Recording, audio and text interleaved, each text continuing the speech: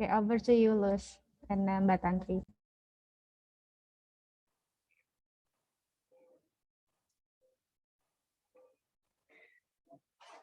All right. Welcome everybody to this presentation for Radboud University. My name is Loes Vaessen. I work at the Faculty of Medical Sciences usually, and now also temporarily at the Nijmegen School of Management. With me is one of our students, Tantri. And I will tell you a little bit today about studying in the Netherlands, studying in Nijmegen, and specifically studying at Radboud University. If you have any questions, please put them in the chat, and Tantri can answer them either in Bahasa, or if you put them in English, I can answer them. Yeah, let's see where we get to. Next slide, please. So we'll start with the Netherlands. As you know, very famous for tulips and wooden shoes and Heineken beer, but we also have very good education. After the UK and the US, we have the most universities in the top 200. All our universities rank top 1% in the world, so very good quality education.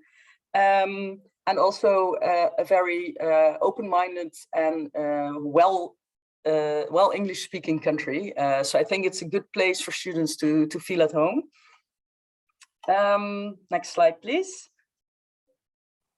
So we're located very centrally in Europe, easy to get around, to travel around, and Nijmegen is very close to the German border, as you can see in the white circle. So if we go for hikes or cycling tours in the weekend, you end up in Germany before you know it. We're a very small country, so also the Belgian border is very close by, and you can also travel by train to Berlin or Paris or London within 6 to 7 hours. So it makes it really easy to explore Europe from here. Next slide, please. So why would you study in the Netherlands? As I mentioned before, we have excellent education. It's also good value for money. And we have a very multicultural society and a very entrepreneurial mindset as well. So a lot of new companies are starting. A lot of our students even start their own companies or spin-off companies of projects they do. So it's a really good setting for starting a business. Next slide, please. And also, we're a very accepting and open society, as you will notice if you're here, and I think Tantri can confirm that as well. Everyone speaks English and is happy to help you. Not everyone's English is perfect, but everyone speaks enough English to help you when you ask for directions in the street or go to the supermarket or something like that. Next slide, please. This one's a nice one. We have a lot of bicycles. That's actually on campus. We have more bicycles than people in the Netherlands. Another fun fact is that we're in a lot of surveys and studies will come up as a very happy and healthy population. And we're competing with Denmark for the first and second place every year of the best English proficiency for a non-native country, non-native English speaking country. So yeah, again, as I mentioned, a very pleasant environment to live in. And the Dutch have always traveled a lot historically, and as I mentioned, the Netherlands is very small, so no one speaks Dutch, so we have to speak English. That's one of the reasons why everyone speaks English and is also very open-minded to other cultures. Next slide, please. So that's a bit about the Netherlands in general. Now I'll talk a little bit more about the city of Nijmegen, where we are located. Very hard to pronounce, Nijmegen. It's a small city. For the Netherlands, it's not so small. It's in the top 10 of biggest cities, but it only has 275,000 inhabitants. And about 20% of the inhabitants are students. We have 2 universities, so it's a very young and lively population with lots of things going on. Of course, it's been a bit quieter in the last few years due to Corona, but it's usually there's something going on for everyone. And as I mentioned, it's very close to the German border. And we're located on this river, the River Waal, that you see in the picture with a river beach, which is really nice in summer. Tantri, maybe you can add what you like about Nijmegen or what you think about Nijmegen and the Netherlands. Oh, that's very easy. I have the in spring, it's extremely beautiful, and then even in fall when the leaves are coming down. I think that's the first time I fell in love with Nijmegen. Beautiful. The fall with all the colors. Yeah, I didn't mention that yet, but it's also a very green city. Even though it's very densely populated, the country, we do have a lot of green areas surrounding us, and I think that the nature just around Nijmegen is really beautiful as well. So next slide, please. So we just made a small overview of what is good about Nijmegen. As I mentioned before, it's a lively student town, lots of green spaces, so really nice parks in the city. The campus is also located in a sort of park, and around the city, there's a lot of nature and landscape. But there's also a rich cultural life, musea, theaters, debate, film house, lots of live music. So something for everyone, I would say. And there's also lots of good places to eat and drink. Although again, during Corona, a lot of them have been closed, but recently we've all been reopening again. And there's lots of different styles, different traditional Asian food, traditional Italian food. You can choose from pretty much everything. And also in terms of prices, there are some specific student places that are a bit cheaper than others. What we don't have is a street food culture. So I think a lot of Indonesian students miss that, particularly in the Netherlands. But if you know where to find the good shops, you can really cook yourself really nice Indonesian food as well.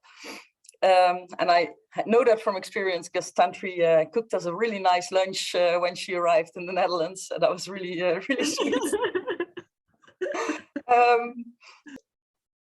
Let's see. The Nijmegen is located really good for exploring the rest of the Netherlands, but also the rest of Europe. So we're very close to the German border, as I mentioned. That means we're very close to some international train stations, but we also have a direct train connection with Schiphol Airport, which is a huge airport, and that's 1.5 hours by direct train. And it's easy to get around the city by bicycle.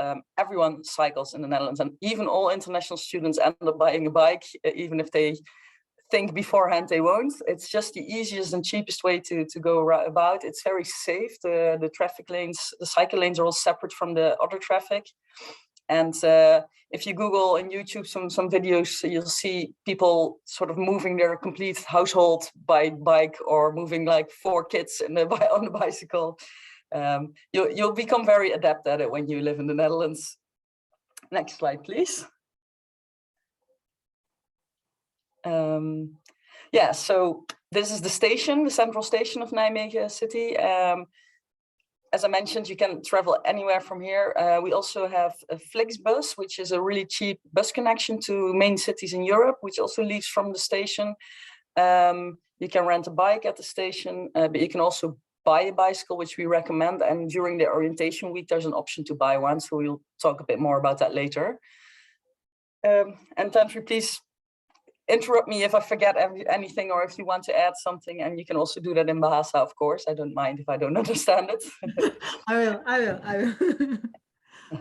Next slide, please. For traveling, Loes, I once got a ticket for €8 to Paris. So. For €8 to Paris, wow! With Flixbus, or? I think so. So yeah, it's very cheap. Sometimes you have to find the right time, but yes. Okay. Next slide, please.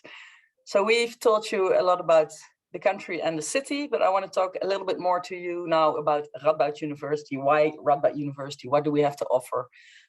This picture is taken in the law faculty, one of our more modern buildings, which is really sustainably built. You'll see when you come on campus, we have a lot of modern facilities. Next slide, please.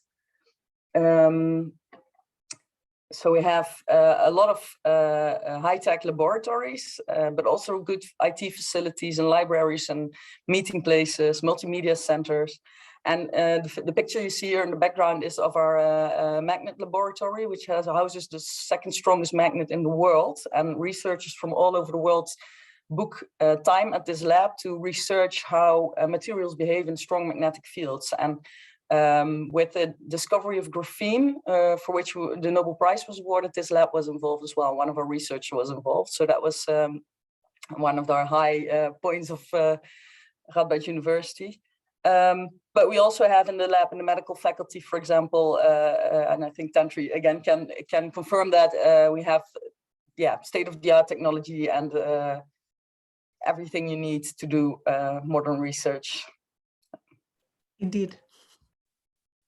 Next slide, please.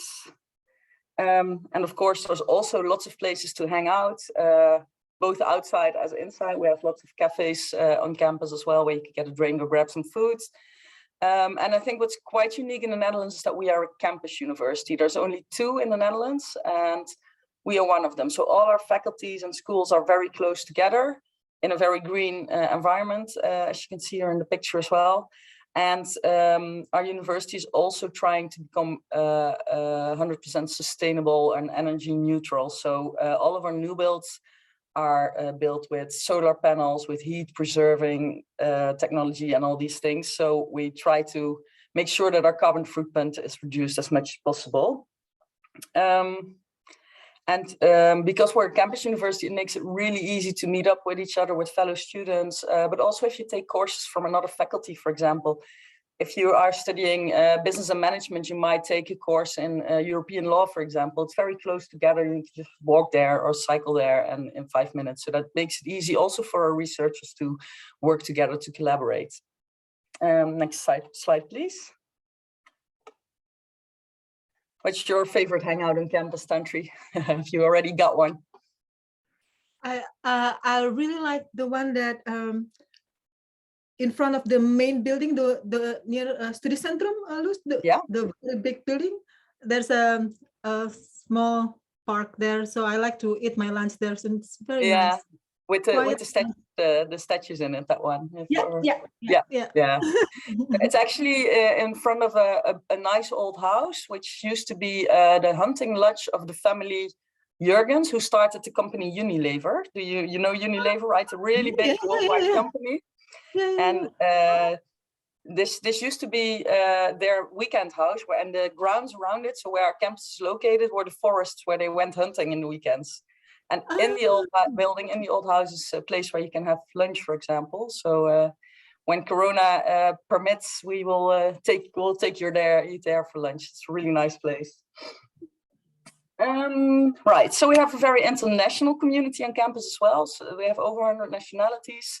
A lot of our staff, researchers are coming from abroad, and a lot of our a lot of our students as well. We have a lot of student organizations that focus specifically on international students, that organize activities, that do language meetups, and they often have discounts as well for travel. For example, if you join ISN, which is International Students Nijmegen, International Students Network Nijmegen, they give you a discount for a Ryanair, for example. Next slide, please. I see we still got more people coming in all the time, people in the waiting room. So the way we teach at Radboud University is very personal. So we're not much for hierarchy, although probably in the hospital that's a bit stronger than in the other faculties. So we really try to give a personal approach, both us and the support staff when you're applying and when you're arriving, as well as the lecturers and the researchers. They're very approachable. You can just go up to them after class and ask a question, or make an appointment with them to discuss any issues that you have. So this is really central to our education vision. We think we get the best out of a student if a student is comfortable and dares to speak up. Let me see if I missed something. No, just that, that the staff actually appreciates it if you speak up again as well. And I think, Tantri, I don't know if that's your experience, but in the work groups, for example, they expect everyone to give or voice their opinion. And that opinion can absolutely differ from the lecturer as long as you have good arguments. They will actually like having this discussion with you. Is that something you feel in your working groups as well? Yes. There's also one thing. I have not experienced this before, Loes. So last Tuesday I had my last course, and after the course, the whole class and the whole teacher, because for this particular course we have several lectures. So I think 4 of the lecturers, we all go to a bar when everyone can drink and have a good evaluation about how's the course and everything. I've never experienced that before, so I think it's nice because that at the personal touch, the teacher actually listen to you. What is less, what is lack, what is more, what is good, what is so. Yeah, in a very informal setting as well. Then, yes, that's really nice. I know some of the teachers like to do that, but because of Corona, of course, all the bars have been closed the last 2 years most of the time, and then they get open again for 2 months or something. So I can imagine it was the first time that you experienced this. But it's I think it's a really nice way of evaluating the course and closing the course as well. Yeah. Okay, next slide, please. Another really important point in our teaching is that research is very important in the teaching. So all the teachers have a PhD or are in the progress of obtaining one. A lot of them even are professors, and they talk about their own research or research they know about from colleagues. So you'll get the newest findings and the most recent publications involved. And you also do your internships with these researchers in the lab, for example, depending on, of course, on the field of study. There's also some fields where you only do literature research. And we also have a lot of interdisciplinary research. So staff from different faculties working together on a project. And I know, for example, in Indonesia, our university is involved in a project on water management. And there we have, of course, from the science faculty, there's water and environment team, but on the management faculty, there's a policy team that is involved. And from the medical faculty, there's a public health team involved. So all that has to do with water and how it affects society and people. So a lot of interdisciplinary research as well. And I think one of the other advantages of having researchers involved in teaching and talking about their own research is that they're really passionate about what they do, and they really bring that to the classroom, that passion. Next slide, please. I have some examples of research institutes that we have on campus. Very famous is the Donders Institute for Brain Cognition and Behavior. They're really focusing on neuroscience, and they have several fields, so language development or brain development or brain diseases, neurological disorders. There's a high-field magnet laboratory that I mentioned before, and we have also a Max Planck Institute for Psycholinguistics on campus. And these are just a few that I not mentioned. We have, I think, 18 research institutes. So have a look on our website if you're interested in this, if you want to read more. Next slide, please. And a little bit about the rankings, how we're doing in the Dutch and international rankings. Let's see if I can get the next slide. Yeah, great. So we've been voted best comprehensive or traditional university in the Netherlands 8 out of 10 times in the last 10 years. So we're really proud of that. And that's done by student surveys. So the students are that happy with us, with our offer, with our facilities and our support. And on the right, you see the international rankings, where we're also scoring pretty high. I won't mention them all, you can always look them up. And also I recommend to look them up by field, because, for example, for linguistics, we score #1 in the world for research.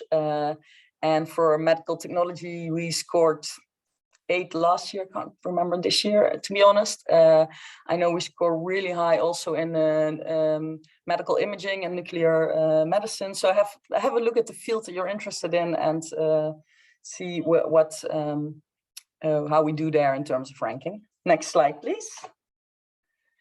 So then a lot of you will wonder what we offer in terms of education. We have 35 master's programs offered in English, but a lot of specializations within these programs. You can see the fields mentioned here, but there's also, for example, international relations, which is a specialization of political science, or We have toxicology, which is a specialization of biomedical sciences. So don't just focus on the name of the program, really look at the specializations to see if we offer the program you're interested in. On the website that you see here, you can find all the master's programs and all other information that I'm mentioning today as well. If you're figuring out now what if we have a certain program, if you want to, you can always ask in our booth or in the chats, and Tantri can also look it up while I'm talking. Right, next slide, please. So how do you get admission to these master's programs? You'll need a bachelor's degree of a research university, and it has to be in a similar field as the master's you want to do. So you cannot change from history to chemistry, for example. You really need to have a relation there. You can change maybe from chemistry to molecular life sciences or something like that. If you do not have the background for the program that you're interested in, it might be possible there's a PreMaster, but I'll get to that in a minute. And apart from the background in your bachelor's degree, where we not only look at the level, but really also at the content. What courses have you taken? What internship or research project have you done? So it's always an individual assessment. On top of that, you need to meet the language requirements, which are usually IELTS 6.5, but might be higher for some programs where language is really important, such as linguistics or communication. And you can also do the eligibility check on echeck.ru.nl, and you can fill in your details there, and you will get a response on whether you will be eligible for the program. Of course, this does not guarantee admission because that's always assessed on an individual level. A lot of programs have their own requirements, so there might be a motivation letter required or a resume. Some programs do an interview. So really look at your program. And if you're hesitating between 2 or 3 programs, that's fine. You can apply for up to 4 programs at once with 1 handling fee. We'll get to that later as well. Next slide, please. As I mentioned, if your bachelor program isn't the right match for the master's program, it might be possible to do a pre-master's program. Not every master's has a pre-master's, but some programs do. That exists of 1 year, usually bachelor courses to bridge the gap. And if you pass this pre-masters, you are granted guaranteed access to the master's program. It's also a lot cheaper. The pre-masters is usually only around 2,000 euros for 1 year. But of course, you do have to spend a whole extra year in the Netherlands, which is also costing you a lot. So we don't want that to be very expensive.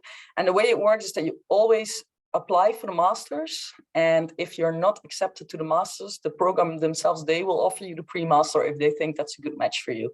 So you don't have to decide yourself, should I apply for the master or should I apply for the pre-master? You just apply for the masters. I hope that's clear.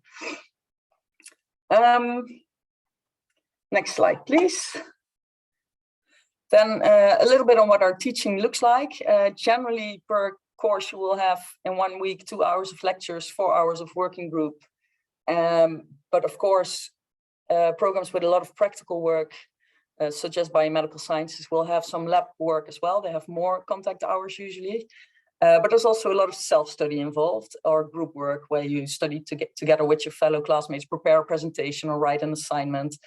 There's a lot of interactive teaching. So we really expect you to prepare when you come to class and to participate in the discussion, to be able to answer questions that are asked, to ask questions yourself.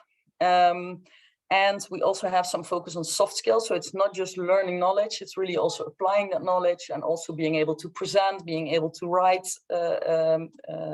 scientifically, and so on. If you run into any problems, because it is a big switch changing from your school system to the Dutch school system, there is a study advisor available. And they will help you look at your schedule. Maybe you should drop a course or take one later, or they can look at your study skills and the way you, I don't know, summarize what you've learned, or how to use the learning outcomes with your studying and all those things. Let me see. And then there's, for every course, you have 1 exam at the end of the course usually, or in the exam week. And if you fail that or can't attend it because you're ill, for example, you'll have a resit possibility in the same academic year. So twice a year you can try and pass a course. If you fail it twice, you have to wait for next year, or if it's an elective course, maybe you can do another one. So that's the way it's organized in our university. Next slide, please. So how do you apply for the programs? We start with the national system, the Dutch system, that's StudyLink, where you make an account and indicate the programs you want to apply for, and then you are automatically forwarded to our university system, which is called Osiris. And there you need to upload your documents and answer some more questions about your background. And you need to do so before the 1st of April if you have non-European nationality, which I assume all of you do. If you want to apply for scholarship, however, the deadline is usually earlier. So before the 1st of March for most scholarships that are now available. There was also a deadline the 1st of February, but since that already passed, I won't mention that. If you're interested in that, please have a look at our website if it's for next year, for example. And we'll get to the scholarships later as well. I'll tell a bit more about that. I'm not sure if we also have students here who are interested in bachelor's programs. Unfortunately, we don't have any scholarships available for bachelor's programs, but the deadline is also the 1st of April, apart from some programs that have a strict selection, which are psychology, medical biology, and artificial intelligence. They already had a deadline on the 15th of January. And applications open every year on the 1st of October. So if you're interested not in starting in this September, but the September after, then you can apply from the 1st of October. Next slide, please. So I promised you we'd talk a bit about finances. I will talk a little bit about tuition fee and living expenses and the different scholarships, and there are quite a bunch of slides that I go through. So next slide, please, to start with the tuition fees. Depending on the program you choose, a master's program will cost between 11,500 and 22,000 euros per year. The very expensive ones are medicine and dentistry. They're only available in Dutch, unfortunately. So most of the programs will be slightly cheaper. You can say generally that programs in the science and medical science are a bit more expensive than the programs in arts and social sciences, for example, due to the lab facilities and the materials we use. There's a website here where you can find more information about the tuition fee. And yeah, I think that's it for now. Yeah, next slide, please. And then in terms of living expenses, you will be able to choose your own accommodation from a long list of available rooms, and it will show the price and the size and the location there, and with how many people you share the facilities, etc. But generally, you should count on just below 5,000 euros per year on accommodation. Of course, that depends a lot on the accommodation you choose and whether you come to live here alone or with a partner or bring your kids. Of course, it will be more expensive then. Living expenses around 4,000 euros for food, clothes, travel, funding, things to do with friends, sports, etc. And then around 1,000 euros for books and materials for the study program, and around 500 euros compulsory health and liability insurance. It has to be taken out as part of your visa, although most scholarships cover that part. So there's a link again to the student budget. I see it's a link for bachelors, but it's the same for masters, so that's not a problem. Next slide, please. Then, as I mentioned, we have some scholarships available. One is called the Radboud Encouragement Scholarship, which is a full scholarship and it's new. There's the Radboud Scholarship Program, which is a partial tuition fee waiver. And the Orange Tulip Scholarship is also a partial tuition fee waiver. The Holland Scholarship Program is a one-off payment of 5,000 euros or 10,000 euros, depending on whether you get one or two awarded. But the deadline for the Holland Scholarship is already passed, so I won't go into that. And there's some program-specific scholarships. I will go through the scholarships on the next slides. There's a general website here for all the scholarships that our university offers, and you can also look for specific nationality or program-related scholarships there. Next slide, please. So the encouragement scholarship is new. As I mentioned, it's a full scholarship. That means it covers your living expenses as well as your tuition fee. Including your visa and insurance. It does not include traveling to the Netherlands and traveling back home afterwards. The deadline for this scholarship is the end of this month, 28th of February. So make sure to submit your application before then. Even if it's not completely finished, do submit it, because then you'll get some more time to update it afterwards to if anything is missing or wrong. But if you haven't submitted at all, they will just say, no, you missed the deadline. So make sure to apply before the 28th or before the 1st of March, so 28th of February at the latest. And this scholarship is available for everyone who doesn't have European nationality. There are not that many available. So for example, in the Faculty of Medical Sciences, there's only one for both programs. And you have to choose. You can choose for this one or the Radboud Scholarship Program, which is on the next slide. So you cannot apply for both. Next slide, please. The Radboud Scholarship Program that I mentioned, we have a lot more of those, but these are only partial scholarships. So they lower the tuition fee to the European level, so to 2,000 euros approximately, and they cover your visa and health insurance and liability insurance. But you still need to cover your own living expenses of around 10,000 euros per year and 2,000 euro outstanding tuition fee. Again, this is for all nationalities outside Europe, and the same deadline before the 1st of March, so 28th of February at the latest. And as mentioned before, you have to choose between the two. Our RES, or the Radboud Encouragement Scholarship, is a full scholarship, but your chances are very small. Radboud Scholarship Program is not a full scholarship, your chances are a lot higher. So that's the balance you have to decide it between. Next slide, please. The next one is the Orange Tulip Scholarship. Is only available for certain nationalities, Indonesian being one of them. It's very similar to the Radboud Scholarship Program in that it covers the exact same amount. So it lowers the tuition fee to European level, and it covers visa and health and liability insurance. And the deadline is also the same, before the 1st of March. Have a look at the website here. Again, chances with OTS are higher than, for example, RES. I would even say OTS chances are higher than RSP. So because it's only for certain nationalities and we have quite a number of scholarships available, I would say Orange Tulip Scholarship are your better chances, but you can apply for both RSP and OTS, but you can only receive one.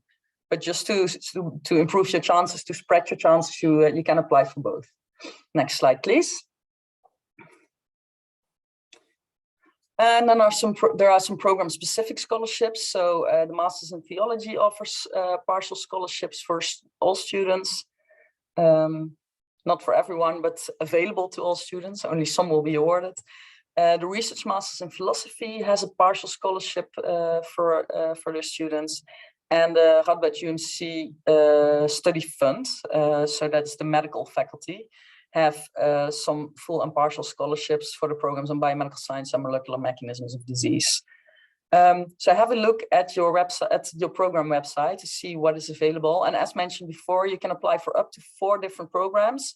So you can also wait for the scholarship results to decide which program you choose. For example, if you apply for biomedical sciences and molecular mechanisms of disease and medical biology, which some students do because they're all quite related programs, you can then wait for the outcome and then decide which one it's going to be for you. Next slide, please. A lot of students ask us if they can work next to the program. And the answer is yes, you can, but we do not recommend it straight from the start because it will take some time to settle, to get used to the Dutch education system and to the life here, to the horrible weather and the horrible food. No, that sounds really mean. But it does take some time to settle. And yes, you can work, but try not to be depending on it from the start, because you might find out that you prefer not to work and spend the little bit of free time that you have in the beginning with meeting friends and getting to know the city, for example. And I see Tantri nodding a lot. Yeah, you get you need to have a work permit to be able to do any kind of work in the Netherlands, and you're allowed to work maximum of 16 hours per week with that work permit. And I also have to say, even if you do want to work, it is not that easy to find a job. So knowing a little bit of Dutch will help. And if you're lucky, you can find a job on campus through Campus Data Sharing, for example, which is our employment agency.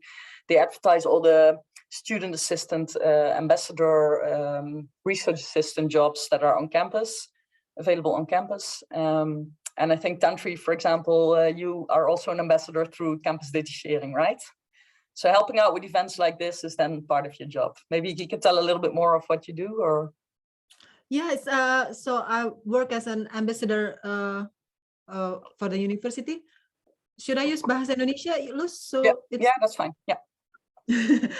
Jadi karena saya bekerja sebagai ambassador di Radboud University, saya ikut event-event Radboud, membantu Loes seperti saat hari ini membantu Loes di chat. Kadang saya juga ikut memberikan terlibat di dalam presentasinya secara aktif.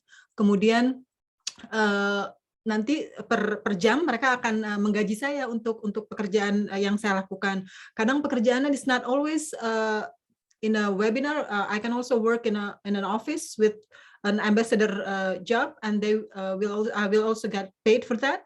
So yeah, it's nice. But as Loes said, not everything. You're not always able to work because for biomedical science program, I think for the courses they're very packed. Even when we have a free time, then it's self-study time. So it's always a challenge to balance everything out. But yeah, you can work as long as you know how to balance things, then you can work. But yeah, I work as an ambassador. Yeah, I think that's it. Yeah, and I also think the good thing about having a job on campus or on the university is that there's always a lot of understanding if you say, oh, I can't now because I have an exam, or, you know, it's quite flexible. Whereas if you find a job, for example, in a shop or a restaurant, they will not be that flexible with you. But then again, you know, it's a nice way to meet other people than your fellow classmates if you work outside of the university. So it both has its advantages and disadvantages. Next slide, please. It's good to know that we are there to help you. We will help you. We already start helping you with any questions you have now. We talk you through the application process.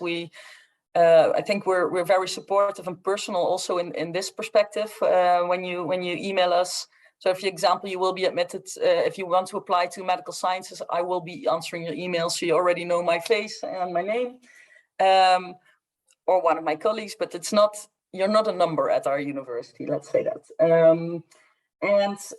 We have a lot of phases, of course, where we help you, where different people help you. So if you would put on the next slide, please. We start with before you arrive at university, we apply for your visa. So we ask you to upload the documents and we check them, and we'll let you know if something is missing or something is wrong.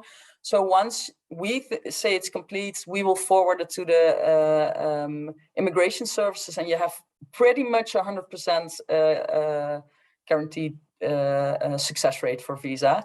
And then it's up to you to pick it up at the embassy in your country. We arrange housing for students. The number of students is increasing and the number of rooms available seems to be, for some reason, going down. So at the moment, it's hard to find a room in Nijmegen, but we, as a university, we really help all the students, and we start with all the non-European students. So the further you're away from Nijmegen, the better your chances are for a room. So for Indonesian students, as long as you apply before the deadline, I think it will be fine. I think you will be offered a room through the university. If you apply late or if you refuse the room, for example, and you will come to the Netherlands having to find your own room, trust me, that is very difficult. So I would definitely not recommend that. I would definitely recommend to apply through the university.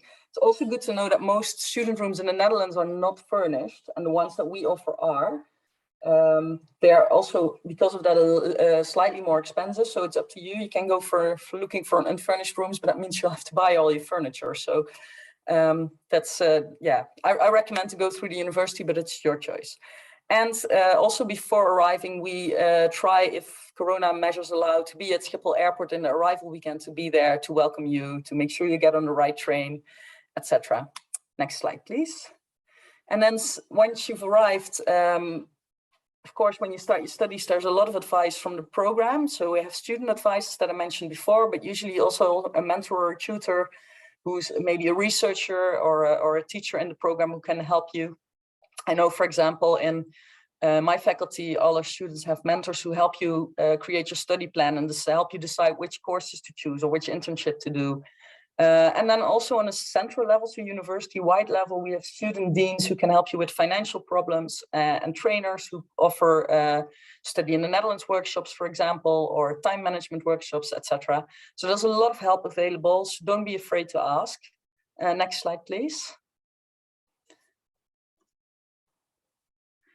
There's also a lot of fun things going on. There's a rich student life, and there's also a lot of social support for students who have a bit of trouble finding their way in the student life. The picture you see here, for example, is Radboud Rocks. This is an annual music festival that is organized to celebrate the Dies Natalis, or the birthday of the university. Will be 100 years old soon, so hopefully an extra big party. But lots of events are organized, and lots of student associations organize these events that you can join. And you can join a committee to organize them yourself. If you think there's really something missing, feel free to join. I'll get to them later as well. Next slide, please.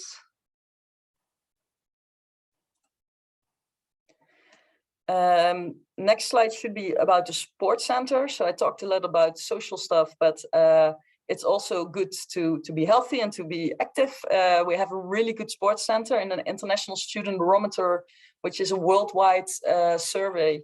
Our sports center has been voted the best in the world. You can do over 80 different kinds of sports, and for students it's just over 100 euros per year, which is really cheap compared to going to a regular gym.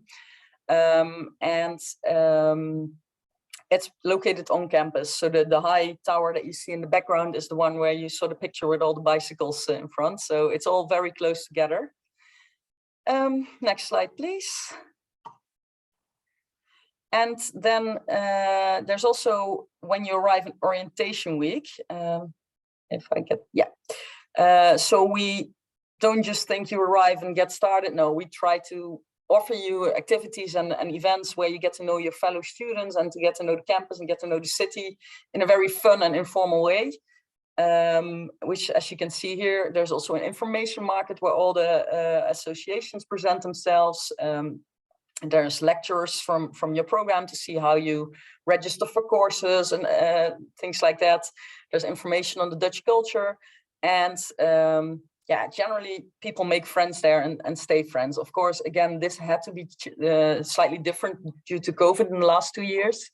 And online we see it is a lot harder, but generally if you ask a student what was the favorite activity of your social activity of your study time, they all say the introduction or the orientation week. So have a look at our blog that the students wrote about it. We really hope that this August we can offer it in a physical form again. Next slide, please. And then apart from the orientation week, there are lots of other social activities. And there's something for everyone: guest lectures, cultural events, buddy program where you're paired up with a fellow student who can help you with things and questions. The student chaplaincy organizes lots of events such as a meet and eat where international students come and cook together. And there's also lots of parties or drinks or game nights, but also excursions to all the big sites and cities in the Netherlands. And they're organized mostly by the international office together with ISN, as I mentioned before. And the website is down here as well. Have a look at things that are organized and see if there's anything there that you would enjoy. Next slide, please. I mentioned before, it might be useful to learn a little bit of Dutch. We have a language center on campus. We offer social Dutch courses for free there. At least you have to pay them first, but you get the money back once you've completed it. And this will help you integrate a little bit and understand small parts of the discussion, or ask, introduce yourself, or ask in the shop for certain things. We also offer the full language courses where you learn, proper Dutch, professional Dutch, but those are for your own expenses, unfortunately. But the link to the language center is here. Have a look, see if it's interesting for you. Yes. I would definitely, for the social Dutch, for the first 2 courses, you got it for free because I did it. So Yeah. even more convenient because you done it for free. So they don't even charge me, I think. For the next courses, you still got a discount. So still nice. Yeah, that's true. If you're enrolled in the university, you get a discount. Yeah, that's good to know. So they don't even charge you beforehand anymore. They changed that now. Oh, that's good to know. So it's completely free. Wow.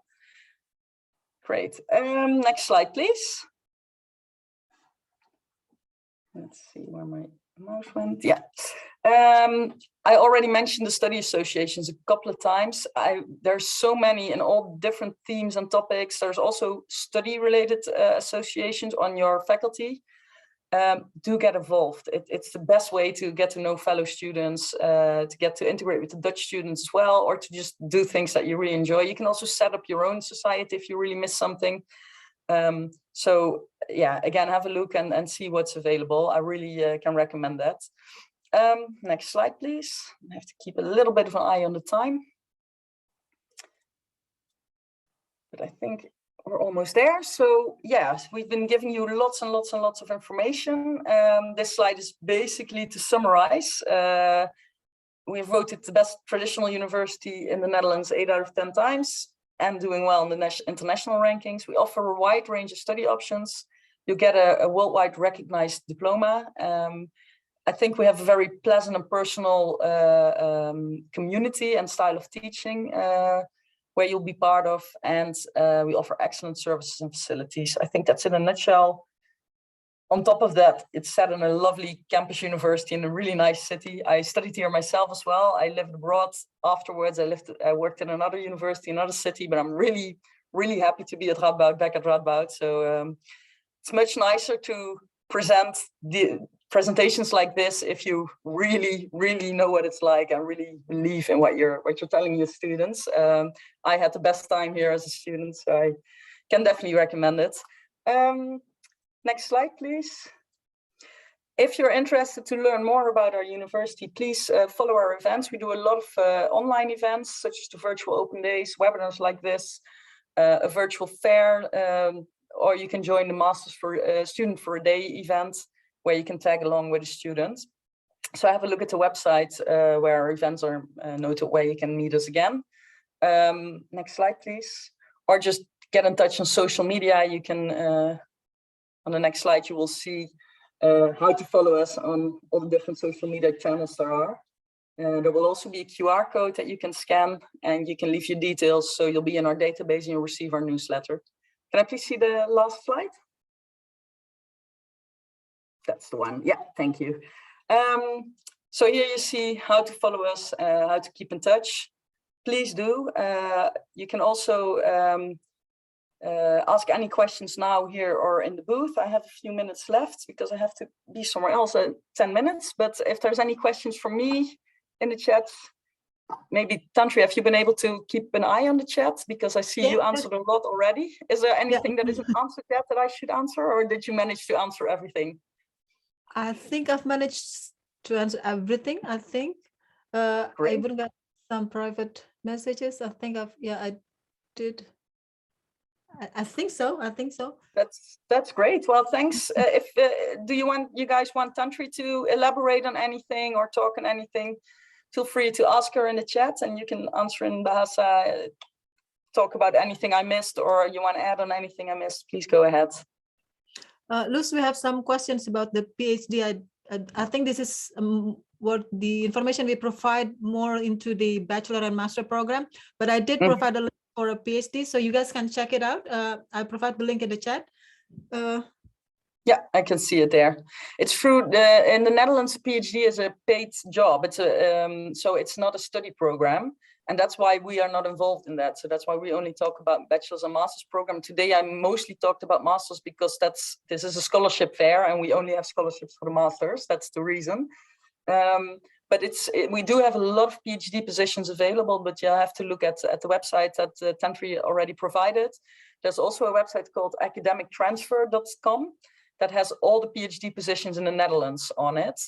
And also just look at the job vacancies of the Radboud University or the Radboud University Medical Center, because a lot of PhD positions will be advertised there as well.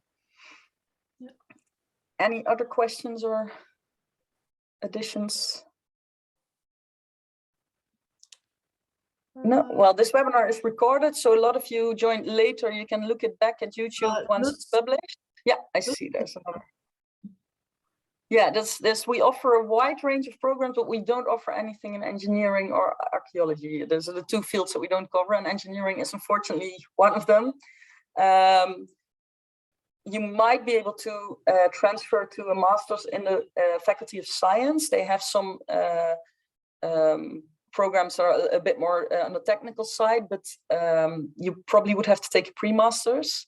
The real engineering programs in the Netherlands are located in the 3 technical universities, Twente, Eindhoven, and Delft.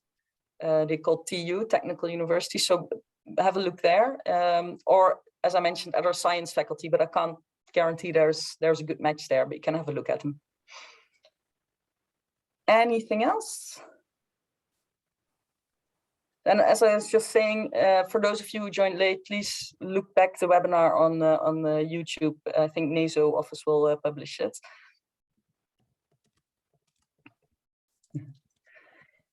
Well, if there are no more questions, I just wanted to say thank you very much for joining. Terima kasih. And Nice we hope you will get in touch and to see your applications coming in. And if you have any questions, please get in touch, email us, or you're welcome. Thanks, everyone. Bye-bye. Bye. Thank you, Loes. Bye-bye. Bye. Mbak Tantri, ini ada satu lagi yang raise hand. Mungkin kalau misal masih bisa bantu. Oh iya. Mangga. Yuvensia? Yes, Yuvensia Priska, silakan. Halo. Iya, Mangga Yuvensia. Mbak, Miss, Bu, apapun itu sebutannya. Mbak aja, enak. Saya suka kagok kalau dipanggil ibu-ibu, tapi saya ibu-ibu cuma panggil Mbak aja. Mangga. Mbak Tantri, aku cuman hanya mau make sure satu hal. Jadi PhD itu posisinya adalah kita tuh kuliah di sana itu digaji gitu ya, Mbak ya? Iya, gitu kan? Jadi, oke. Iya, jadi kita digaji. Begitu keluar letter of acceptance, maka akan ada kontrak. Kita harus tanda tangan kontrak dengan supervisor, dengan universitas maksudnya, karena supervisor kan dananya via uni gitu. Jadi tanda tangan kontrak untuk berapa tahun. PhD rata-rata di sini sekitar 5 tahunan lamanya. Jadi biasanya kontraknya untuk antara 4 sampai 5 tahun biasanya. Kalau 4 tahun tuh jarang sekali 4 tahun, biasanya 5 tahunan. Jadi selama itulah kontrak untuk kerja di universitas gitu. Jadi nanti biasanya si PhD student ini makanya harus bisa ngajar, harus apa gitu, ngajar student-student yang master, ngebantu si supervisornya gitu, Mbak Yuvensia.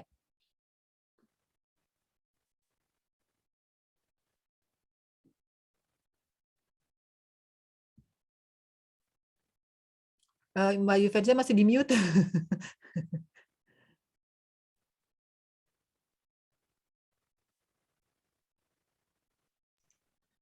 Halo. Nah, Ya, soalnya tadi belum bisa untuk unmute, masih forbidden soalnya. Oh, oke. Jadi gitu. Lalu kemudian gelar PhD yang akan kita peroleh itu berarti kalau sampai kita pada level sidang defense juga kan, Mbak ya? Oh, oke. Ya udah.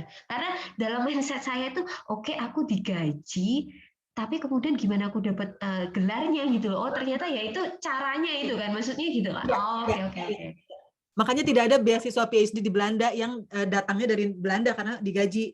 Beda kalau Australia itu kan keluarin beasiswa gitu. Nah, kalau Belanda tuh nggak keluarin beasiswa untuk PhD, tapi digaji sistemnya gitu. Dan gajinya bagus banget. Gajinya tuh bagus. Jadi please do apply, karena bagus banget gajinya.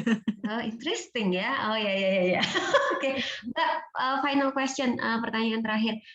Apakah setiap posisi tersebut ada kewajiban untuk mengajar selain melakukan risetnya? Ya. Okay. Jadi bebannya nggak banyak, tapi misalnya mungkin supervisornya punya ngajar, let's say mata kuliah apa. Nah, Anda misalnya kita diminta mengajar, si PhD itu diminta mengajar 2 jam dalam 1 minggu, meskipun nggak tiap minggu ya, tapi ada mengisi satu topik, satu subjek gitu. Tapi nggak selalu, jadi nggak tiap minggu ngajar gitu. Gitu aja sih Mbak Yvensia, jadi nggak semuanya. Nggak tiap minggu, nggak kayak dosen di sini yang tiap minggu harus ngajar gitu, ini nggak. Jadi suruh ngisi misalnya satu topik selama 2 jam ngisi gitu. Pengalaman saya sih gitu. Masih di mute Mbak Yvensia. Oh ya, oke. Ini kalau konteksnya memang dari Belanda ya Mbak ya. Kecuali kalau misalkan dapat beasiswa dari LPDP kan kewajiban mengajar kan nggak ada kan ya. Setahu saya nggak ada ya. Cuma teman-teman saya yang dari LPDP yang dapat beasiswa dari LPDP pun cerita kadang masih suka bukan disuruh, tapi diminta bersedia nggak kalau mengawasi master student gitu. Jadi lebih ke permintaan ya sifatnya gitu kalau itu tuh. Tapi biasanya sih mereka setuju-setuju aja karena menurut mereka menarik, ngajar master student tuh menarik-menarik aja gitu. Jadi biasanya sih tetap setuju gitu. Oke Mbak, makasih banyak ya infonya. Luar biasa. Sama-sama. Makasih kesempatannya, makasih. Ya. Saya pamit dulu semuanya. Terima kasih. Terima kasih Mbak Tantri. Sampai ketemu di lain kesempatan ya. Terima kasih banyak. Untuk teman-teman yang masih ada di sini, masih ada acara EduFair besok dan ada webinar sesi lainnya. Jadi kami undang kembali untuk join acara Holland Scholarship Day melalui platform Universitas 123. Jadi nanti teman-teman masih bisa konsultasi dengan perwakilan universitas ya. Di sini saya juga mau share satu lagi untuk informasi terkait tadi program PhD ya, pertanyaan Mbak Yuventia, juga ada informasi-informasi lainnya. Nanti silakan dicek ya, ada di digital browsernya. Sebentar. Ada juga FAQ, jadi frequently asked question yang pertanyaan-pertanyaan yang sering sudah diutarakan ke Topik Neso. Jadi bisa akses melalui situ ya. Terima kasih ya sama-sama Mbak. Mungkin acaranya sudah bisa ditutup untuk sesi ini. Terima kasih yang sudah hadir. Nanti sampai ketemu lagi di webinar besok. Selamat sore.